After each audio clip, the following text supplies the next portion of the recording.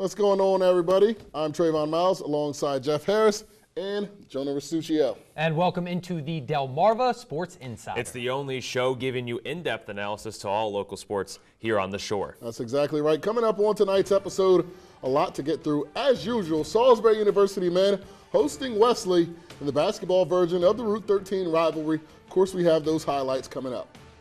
And the girls were in action this week, including Kayla Cook and the Mardela Warriors hosting Easton in an all-Bayside affair.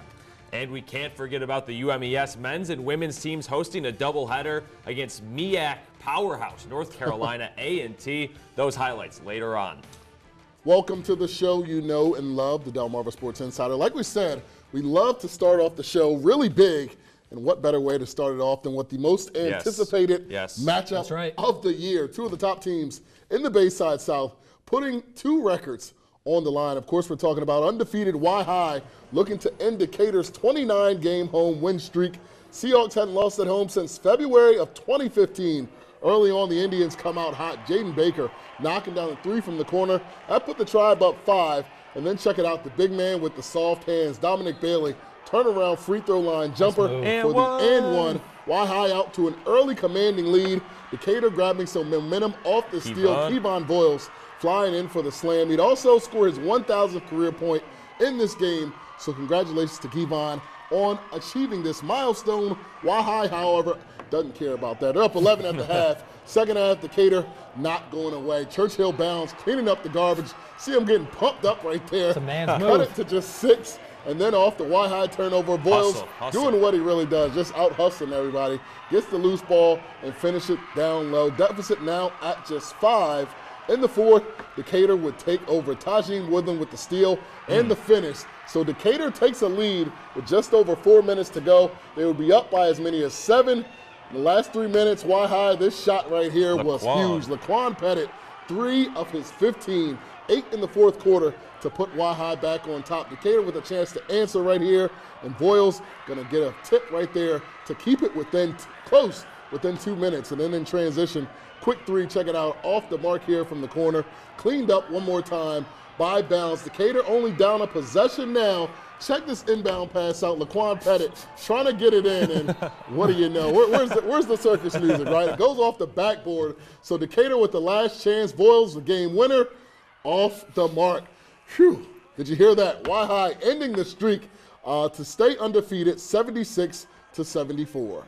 Try to see, you see the fans in the crowd put their head down, see the players put their head down, and then, when we start to make our comeback, everybody's we're bringing the energy back, so that's what we're trying to do. These kids that we've got are special. They're just something extra special about them. They're fussy and they complain and this, that, and the other, but they want to win. And when you get 10 or 11 guys that really want to win like they do, they're easy to coach.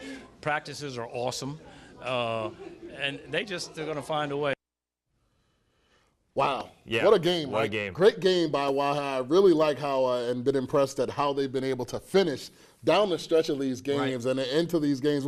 This week alone, they went to Pocomoke, Decatur, and Crisfield, came out with all wins. And 3 places that I think are the 3 toughest gyms in the Bayside. And while they did it, they faced a lot of adversity. That Decatur game, they went down. They faced an 11-0 fourth quarter run from Crisfield. And same with Pocomoke. So not only did they finish on these away games, but fended off some tough stretches there. Yep. And check out the crowd. You see the crowd that was out there at Decatur to go into a type of environment like that? Yeah, that was pick crazy. up a win against. How many games did Decatur win at home? 29 in a row. 29 3 years. that they were Three able to Almost win 3 years. right there with that type of win. That's a key win. That's a statement win. But guys, we also had a huge matchup earlier this week out of the Bayside North. Yes, of course we did. Kent County taking on Easton. It was lit. Shout out to the Easton student section. Lit it was. Blackout theme, and they brought the noise all night long. First possession for Kent County, Ricky Bowser with the alley-oop to Tyrell Henry. Trojans open up the early lead, but man, oh man, Jaedon Copper gets the rebound, and the big man keeping it himself and finishing at the other end. The Warriors, they would go up by 10 behind Copper's 18 first half points. Second half, same thing the other way. Copper with the rebound, showing off the handle and finishing. Guys, this isn't a typo. 42 points and 20 rebounds as Easton goes up 20. Trojans, though, battling back. Nitre Green with a beautiful pass to Jayshawn Freeman. He's just a sophomore for 2, cutting the lead to just 9, but the orange and white too much in transition. Shane Potts with the and 1, and an even better celebration from his teammates as Easton, they cruise past Kent County in this one 90-76 behind Copper's career night. Well, what was going through my mind was it was a big game, so I had to play big. So I came with the Kobe mentality, played like Kevin Durant, and kept it strong, and came out with the win. At first, they had us at the bottom of the pool. I felt that a disrespect, and the rest of the team did too. So we came to practice every day, grind hard, and then we showed up everybody and showed them that we should be at the top. We saw the stat line, over 40 points and 20 rebounds. Safe to say that he was a bit winded. After that performance, we heard from him. Yeah, man. Look, I said it earlier on Twitter this week.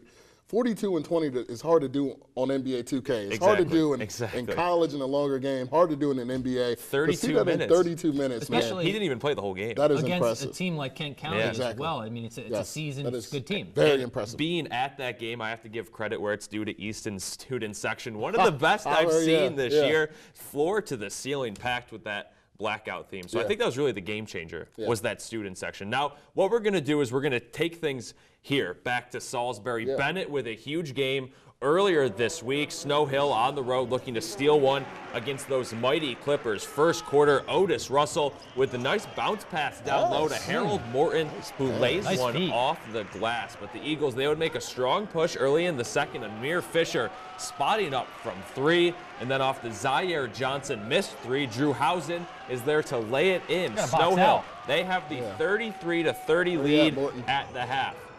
But a strong third quarter from the Clippers would prove to be the difference maker. Russell with a nice line to DeAndre Carter down low, and then Russell. Look at this little flip. Just kind of flicks it up there past the defender for 2, and putting the finishing touches on this one. Morton with the nice post move, count the bucket plus the foul, as Bennett goes on to take it 75-68 behind Jefferson, Morton, in their strong third quarter. Going into halftime, we feel like we had to pick up the pace of the game, pick up the tempo, because we're at home. You know, we always got to win at home.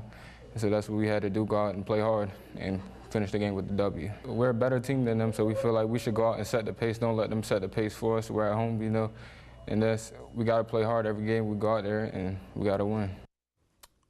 Tell them how you really feel. Washington on the road taking on Cambridge South Dorchester, looking to end a 4-game losing streak. Second quarter might be a familiar name. Khalid Gates transferred from Parkside like a week ago. Passes to Nate Lowe. I don't know about that. Jaguars with a 40-19 lead at the half. Vikings trying to cut into that lead before the half. Jaquan Ferrer driving and floating the rock for 2. And then check out Gates. This is what he didn't do at Parkside. I have a feeling this is why he left. He gets the ISO there.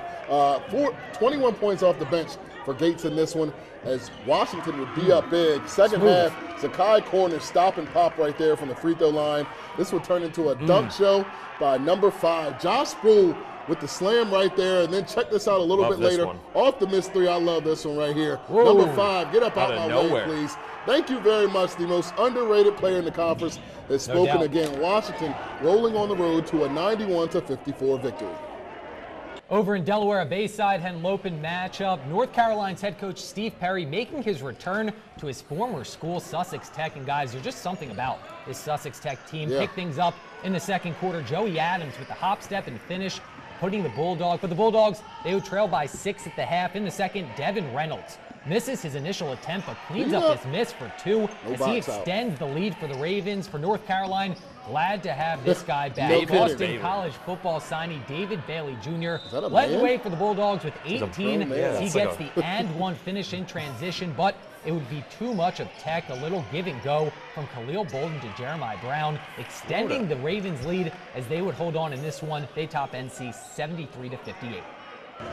And a little more north in Delaware, an all-Henlopen matchup between Caesar Rodney and Woodbridge. First quarter, Breon Goss finds Jamon Kane in transition with the layup and the contact. Woodbridge would be up early, but CR, they would respond. Timothy Spence would knock down the tray from the corner to put the Riders up. You don't want to doubt the CR team. I think they're one of the best in the Henlopen. And then in the second quarter, Blue Raiders looking to keep it close. Deshaun Sampson cleans up the miss with the one-handed putback, but Caesar's Davion Robinson, this man has some ups. Look at him in transition. stuffs that one home. CR, they hold off a late run from Woodbridge and take it 57-52. Now, before we go to break, just want to say, you know, 2 1,000-point scorers at North Carolina, David Bailey and Joey Adams. That is pretty amazing to see 2 of them do it in one high school year. That's pretty cool to see. In one season, absolutely. And, of course, David Bailey, we mentioned, it's not even his primary sport is not basketball, it's football. Yeah, and he's really good at basketball, too. That's what you call an all-around athlete, exactly. Right? All right, lots of high school hoops, but we're not even close to being done. When we come back, Bennett girls in an undefeated battle with Sussex Tech. Stay tuned.